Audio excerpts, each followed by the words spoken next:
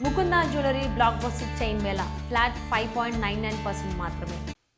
దేశంలో పెరుగుతున్న ఇంధన సంక్షోభం, కరెన్సీ ఒత్తిడి నేపథ్యంలో ఆంధ్రప్రదేశ్లో ఇంధన, విద్యుత్ పొదుపుకు ఒక వినూత్న ప్రతిపాదన తెరపైకొచ్చింది. కేంద్ర, రాష్ట్ర ప్రభుత్వాలు అమలు చేస్తున్న పొదుపు చర్యలకు తమ వంతు మద్దతుగా నిలిచేందుకు ఆంధ్రప్రదేశ్ పెట్రోలియం ట్రేడర్ల సమాఖ్య ముందుకొచ్చింది. ఇందులో భాగంగా రాష్ట్ర వ్యాప్తంగా ఉన్న పెట్రోల్, డీజిల్ బంకుల నిర్వహణ సమయాలను ఉదయం 6 నుంచి రాత్రి 10 గంటల వరకు మాత్రమే పరిమితం చేయాలని ప్రభుత్వానికి విజ్ఞప్తి చేసింది. అయితే అత్యవసర సేవల వాహనాలకు మాత్రం ఎల్లప్పుడూ ఇంధనం అందుబాటులో ఉంచుతామని స్పష్టం చేసింది. సమాఖ్య రాష్ట్ర అధ్యక్షుడు రావి గోపాలకృష్ణ నేతృత్వంలోని ప్రతినిధి బృందం శుక్రవారం పౌర సరఫరాల శాఖ కమిషనర్ కన్నబాబును కలిసి ఈ మేరకు ఒక అధికారిక వినతి పత్రాన్ని సమర్పించింది. ప్రభుత్వం ప్రస్తుతం ప్రజా రవాణా వ్యవస్థ బలోపేతం, కార్ పూలింగ్, ఎలక్ట్రానిక్ వాహనాల వినియోగాన్ని పెద్ద ఎత్తున ప్రోత్సహిస్తోందని సమాఖ్య ప్రతినిధులు ఈ సందర్భంగా గుర్తు చేశారు.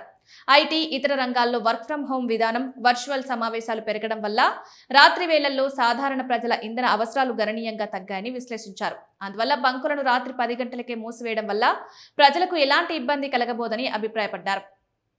ఈ ప్రతిపాదన వెనుక ఉన్న ఆర్థిక, పర్యావరణ ప్రయోజనాలను సమాఖ్య అధ్యక్షుడు రావి గోపాలకృష్ణ కమిషనర్కు వివరించారు.